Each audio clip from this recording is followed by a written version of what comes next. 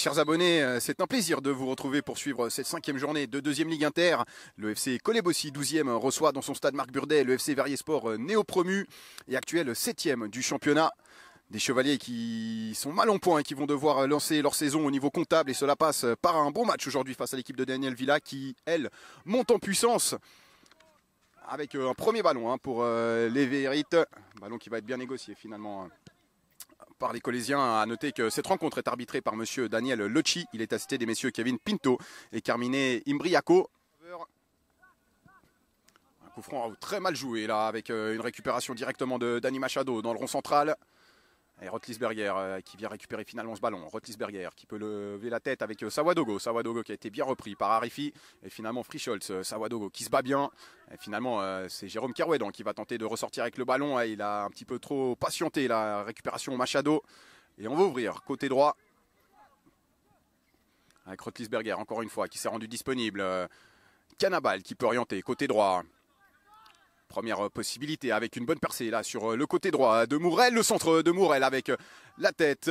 Finalement, attention à cette tentative de reprise, un ballon qui reste pour les Véérites.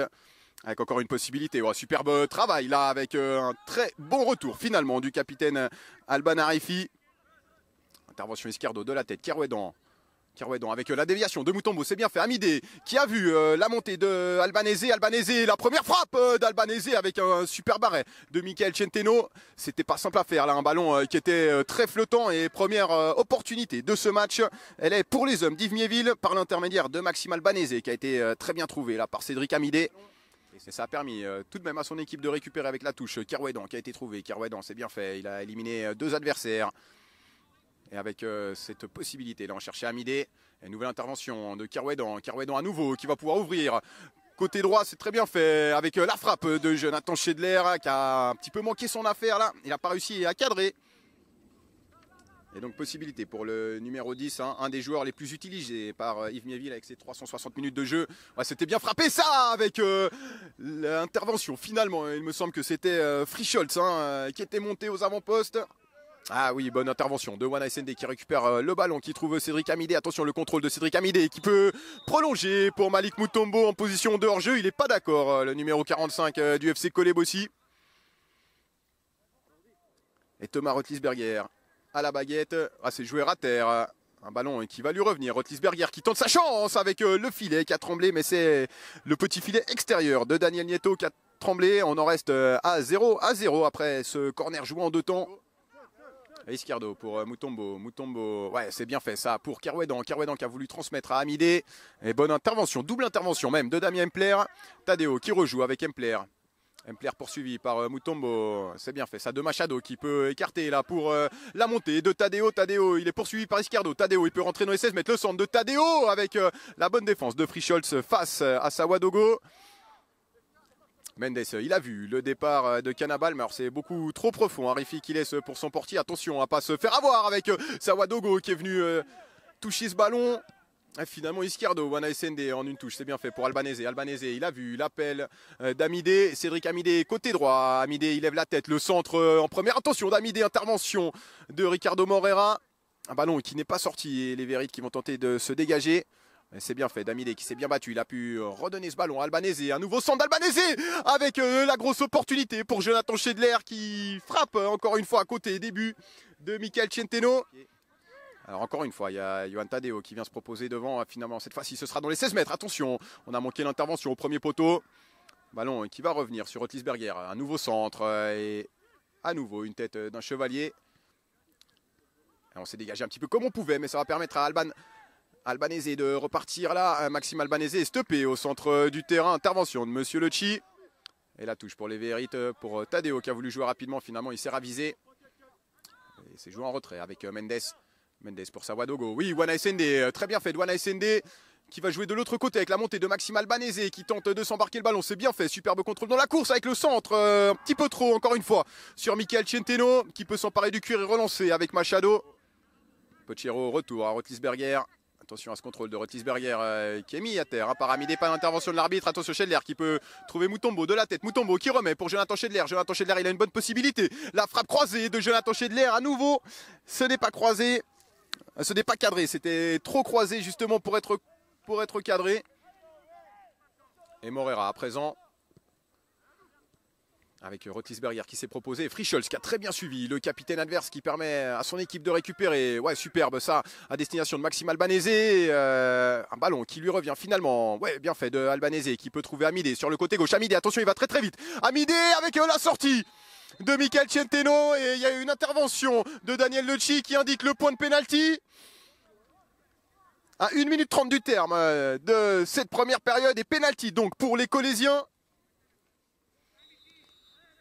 Et le numéro 10 colésien qui s'élance et c'est frappé du côté de Centeno, mais le ballon qui glisse sous le ventre du portier Vérit et l'ouverture du score donc pour le FC Colébossi par l'intermédiaire de son numéro 10 Jonathan Schedler qui vient de transformer ce penalty obtenu par Cédric Amidé. Et là effectivement Michael Centeno il peut peut-être s'en vouloir, faudra voir au ralenti parce qu'il semblait qu'il était sur ce ballon. Finalement le cuir qui lui passe sous le ventre. Alors que l'équipe Vérit est en pleine discussion là avec monsieur Daniel Lecci. On n'est pas d'accord du penalty offert donné en tout cas par l'arbitre principal. C'est vrai qu'à vitesse réelle c'était très très difficile à dire depuis là où on est placé. Impossible de dire si la décision de monsieur Lecci elle semble juste ou pas. Et monsieur Daniel Lecci qui donne le coup d'envoi de cette seconde période entre le FC Colébossi et le FC Verriesport. On rappelle qu'il est assisté des messieurs Kevin Pinto et Carmine Imbriaco. Alors que le néo-promu, le FC Verriesport, est en difficulté sur le stade Marc Burdet. Score à la pause, 1-0 pour les Colésiens. Réussite de Jonathan Schedler sur un penalty provoqué par le numéro 9 Cédric Amidé. Et Schedler, le bon pressing de Schedler sur Zahi. Schedler il va pouvoir toucher ce ballon. Il a Soubazi avec lui, c'est pour lui. Soubazi avec un long ballon de Soubazi dans les 16 mètres. Bonne intervention de Michael Centeno. Parce qu'il y avait Maxime Albanese qui arrivait à toute vitesse de l'autre côté. Il lui a enlevé ce ballon de la tête. Et une fois de plus, Samuel Izquierdo pour la remise en jeu. Izquierdo qui allonge directement sur un adversaire. Mais attention parce que Schedler il peut récupérer le cuir. Schedler il tente d'envoyer Amidé avec la superbe intervention de Damien Hempler. Ouais, l'ancien qui a fait un très très bon tacle là parce que Cédric Amidé il va très très vite. Fallait pas lui laisser prendre de la vitesse. Et un ballon qui a été couvert par Soubazi. Position de hors-jeu de Désiré Sawadogo. Arifi, retour à Frischholz.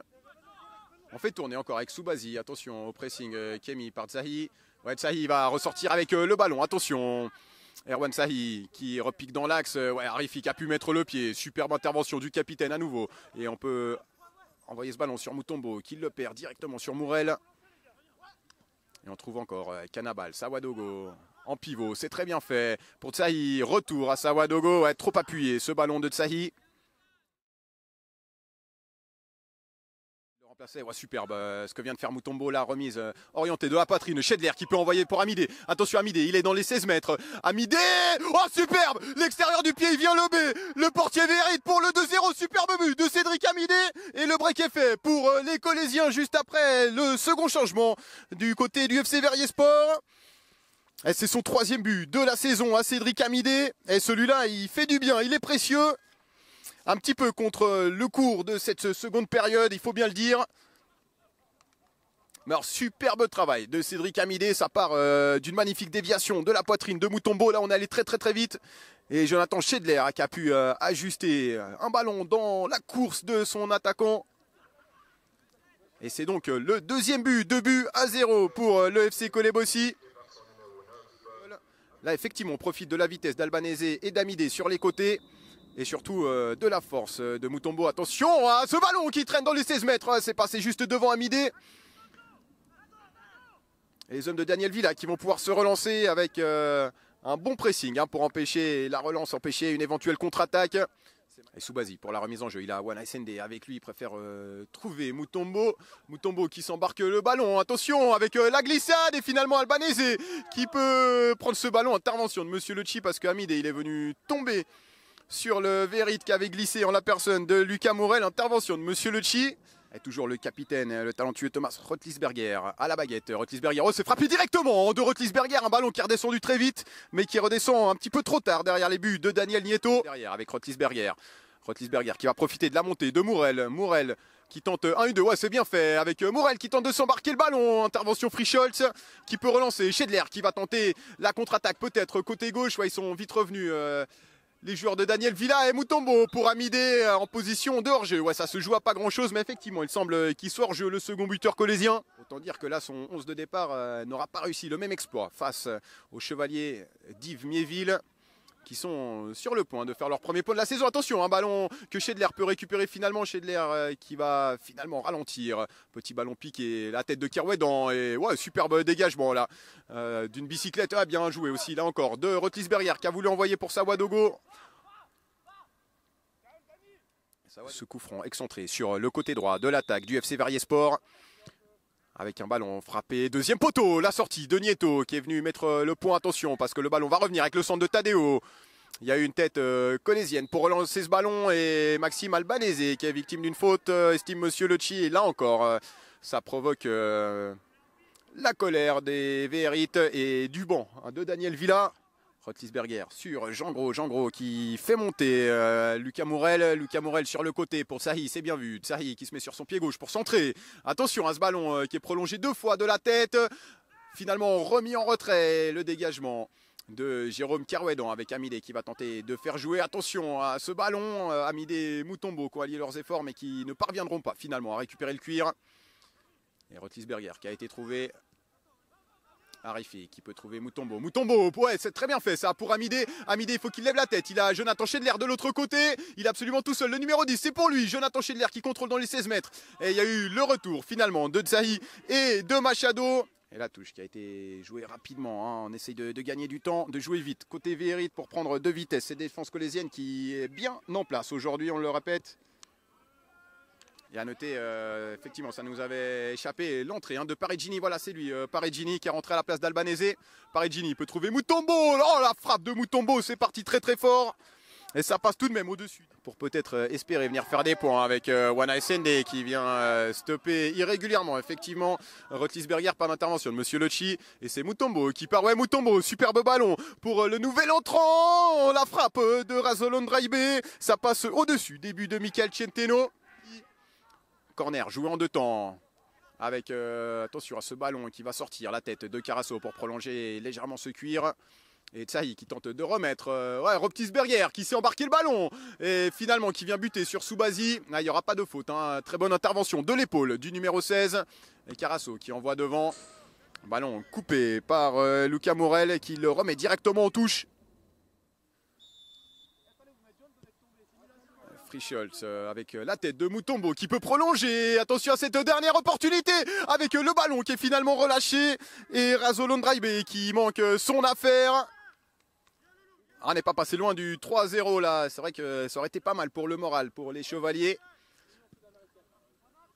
De venir élargir encore ce score alors que Monsieur Daniel Lecci met un terme à cette 5e journée de 2e Ligue Inter qui voit le FC Colébossi vaincre par 2-0 le FC Verrier Sport, les premiers points du FC Colébossi dans cette saison et ça va faire du bien aux hommes d'Yves Miéville. Les réactions des joueurs de cette partie, des joueurs et entraîneurs, les 22 acteurs de ce match. Merci beaucoup de nous avoir suivis sur footmag.ch et on se retrouve très prochainement pour d'autres aventures footballistiques. Et Cédric Amidé, le numéro 9 attaquant du FC Colébossi qui répond à nos questions. Tout d'abord, merci Cédric. Alors, vous avez été le grand artisan de cette victoire aujourd'hui avec un penalty provoqué et puis un second but absolument magnifique.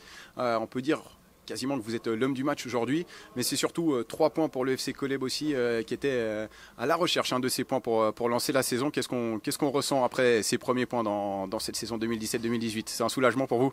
Que du bien, ça fait plaisir et puis j'espère qu'on est parti pour une bonne série comme ça. Et puis ces 3 points on avait vraiment besoin après 4 matchs très difficiles. Là ça fait vraiment du bien pour le club. Et puis alors, qu'est-ce qui aura fait la différence aujourd'hui par rapport aux autres matchs? Nous, de l'extérieur, on pensait que c'était peut-être le jeu en pivot de Malik Mutombo qui a joué un petit peu en déviation, puis qui a permis à vous et puis à Albanese de faire parler la vitesse sur les côtés. Est-ce que c'est ça qui a fait la différence aujourd'hui?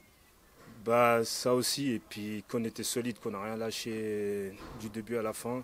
Et puis ça, c'était très important parce qu'on avait beaucoup de problèmes par rapport à ça. Et puis là, on a réglé ça aujourd'hui et puis c'est pour ça qu'on emporte ces 3 points aujourd'hui.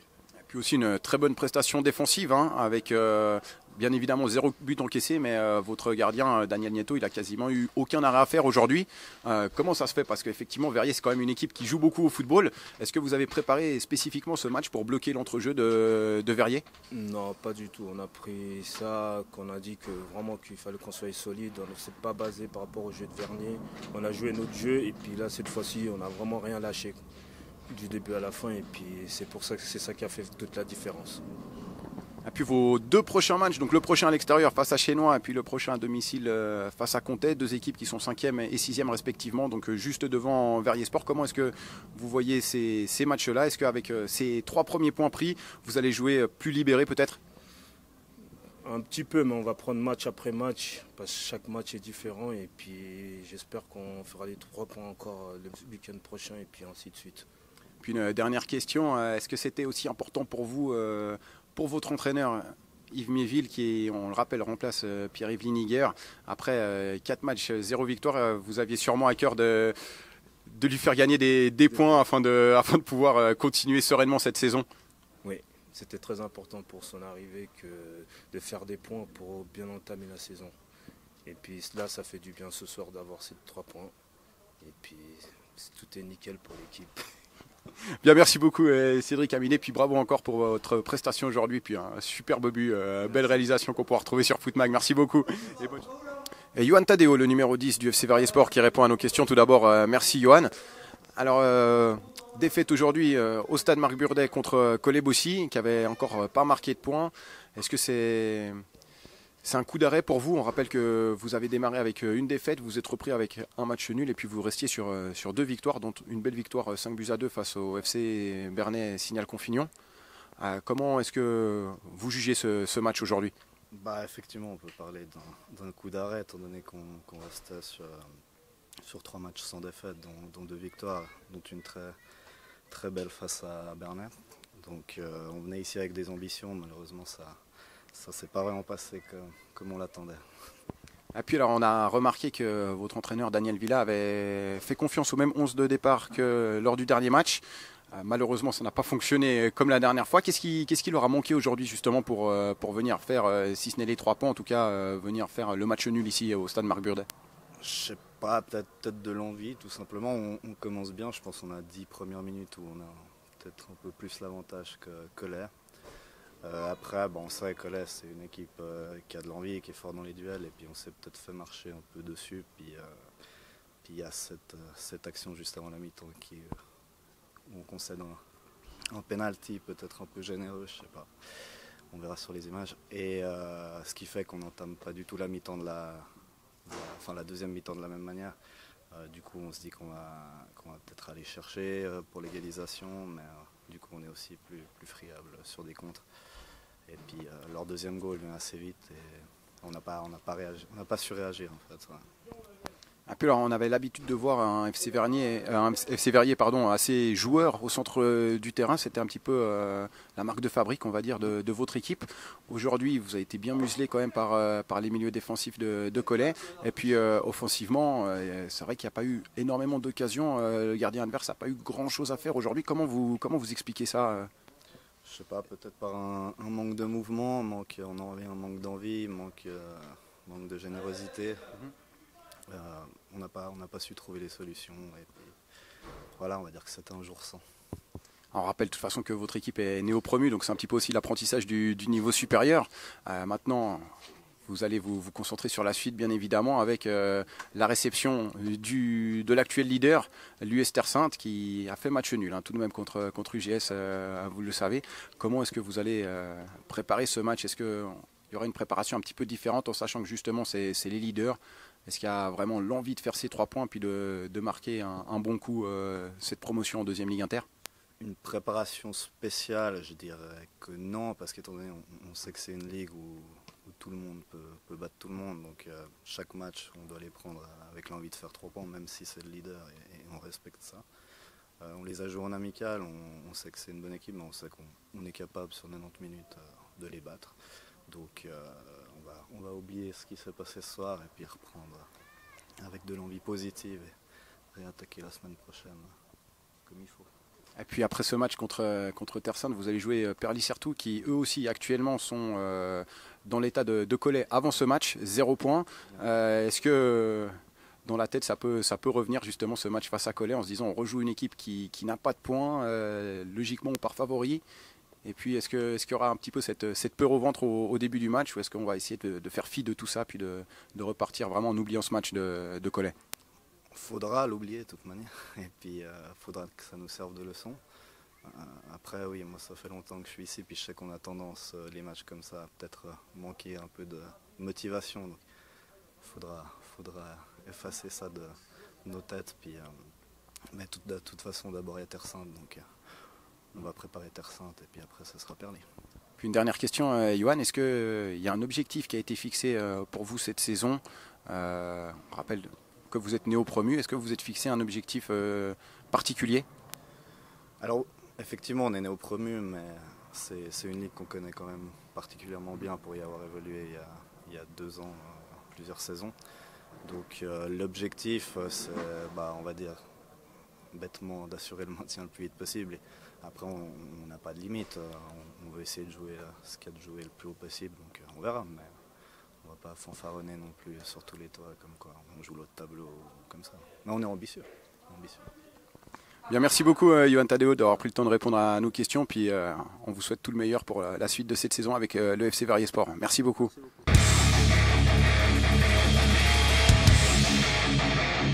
beaucoup.